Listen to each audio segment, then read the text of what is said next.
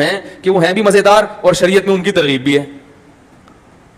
تو بعض لوگ کہتے ہیں یہ تو چونکہ عیاشی ہے. تو اب دیکھو افطار میں جلدی کا حکم ہے نا, حالانکہ مجاہدہ کس میں ہے کہ دیر سے افطار کریں. اب آپ جو صبر کر کے دیر سے افطار کریں اور جو کہیں نہیں میں تو ابھی فوراً افطار کروں گا, تو ثواب کس کو ملے گا؟ ہے بھائی فوراً افطار کرنے والے. بغیر سحری کے روزہ رکھنا زیادہ مشکل ہے نا, اور سحری کے ساتھ آسان ہے, لیکن ثواب زیادہ کس میں ہے؟ سحری میں. سحری کے ساتھ روزہ رکھو تو اپنے آپ کو ایسی مشکلات میں ڈالنا جس کا شریعت نے حکم نہیں دیا ہے, اس سے کوئی ثواب نہیں ملتا. اسی میں 4 شادیاں بھی ہیں. یہ ایک ایسا کام ہے جس کو لوگ عیاشی کہتے ہیں, جس کو لوگ کہتے ہیں تو مزے اڑانے والی بات ہو گئی. تو بھائی اگر حقوق پورے کر رہے ہو نا تو یہ ایسے مزے ہیں جس پہ ثواب بھی ملتا ہے. اس میں جو صبر کر رہا ہے نا کہ نہیں, تو اس کو کوئی گناہ تو نہیں مل رہا لیکن ثواب بھی نہیں مل رہا. صحیح ہے نا, کیونکہ اسلام نے ترغیب اس لیے دی ہے 4 شادیوں کی, بشرطے کہ عدل بھی کرے, حقوق بھی ادا کرے. اس لیے کہ اس میں آپ کو بھی اگرچہ زندگی آپ کی بھی اچھی بن جاتی ہے اور آپ کا بھی فائدہ ہے, لیکن سامنے والے کو بھی تو فائدہ ہے نا. 4 عورتوں کی کفالت بھی تو ہو جاتی ہے, ان کی روٹی پانی کا انتظام ہو جاتا ہے, ان کے زنا سے بچنے کا انتظام. اس لیے شریعت نے کہا یہ مزے اگر کوئی اڑانا چاہتا ہے لیکن حقوق پورے کرے تو اڑا لے, ہماری طرف سے نہ صرف پابندی نہیں بلکہ ثواب ملے گا. ہاں محلے والوں کو تکلیف ہو رہی ہے, چمونی آپا کو تکلیف ہو رہی ہے تو ان کو ہونے دو. بعض لوگوں کو ہو رہی ہوتی ہے جن کا نہ کوئی واسطہ, وہ کہتے ہیں پتہ نہیں ہے مولوی نے کتنی شادیاں کیوں کی ہیں, پتہ نہیں ہے اس نے اتنی شادیاں کیوں. تم سے پیسے لے کے تھوڑی کی ہیں اس نے.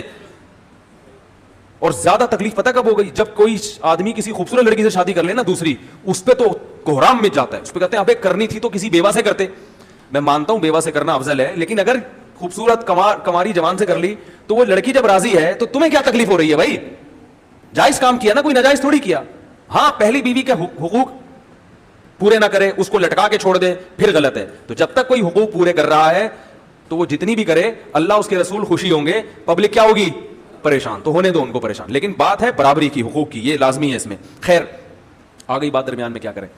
اصل میں میرے علاوہ کوئی اس موضوع پر بات ہی نہیں کرتا, تو سب کی باتیں مجھے ہی کرنی پڑتی ہیں. پھر جب 25-30 ایسے علماء پیدا ہو گئے جو ممبر پہ اس مسئلے کو خوب بیان کریں تو پھر میں چھوڑ دوں گا. لوگ مجھے کہتے ہیں ہر بیان میں گھما پھرا کے یہاں لے آتے ہو. میں کہتا ہوں دوسرے حضرات کسی بھی بیان میں گھما پھرا کے بھی نہیں لاتے یہاں پہ بات. کیا خیال ہے؟ جب وہ اتنا ڈھیٹ پنا دکھا رہے ہیں تو ہم بھی تھوڑا سا ڈھیٹ پن, ہمارا بھی تو حق بنتا ہے نا بھائی. آپ کوئی اس ٹاپک پر بولتا ہی نہیں ہے, سب ٹاپک پر بات ہوتی ہے, اس پر ہوتی نہیں ہے. تو اس لیے ہم ہر تھوڑے دن بعد چینل گھما کے یہاں لاتے ہیں تاکہ دوسروں کی طرف سے بھی فرض کفایہ ہم ادا کریں.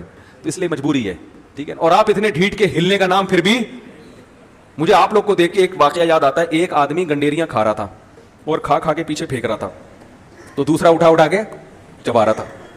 کافی دیر ہو گئی تو اس آدمی نے اس چوسنے والے کو کہا کہ کمبخت, شرم نہیں آتی, کنجوس, میری چوسی ہوئی گنڈیریاں چوس رہا ہے. تو اس نے کہا کہ کنجوس تو ہے, ایک قطرہ بھی رس نہیں چھوڑ رہا اس کے اندر.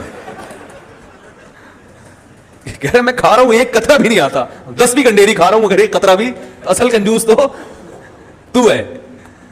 تو میں یہ کہتا ہوں میں اگر اتنا ڈھیٹ ہوں کہ اس ٹاپک کو نہیں چھوڑتا, تو آپ بھی تو ڈھیٹ ہیں کہ ٹس سے مس ہونے کے لیے تیار.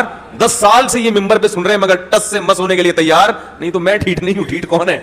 آپ ہیں, معذرت کے ساتھ. خیر ہم اپنے اصل ٹاپک کی طرف دوبارہ آتے ہیں, جلدی سے بات کو سمیٹ کے ختم کرتا ہوں.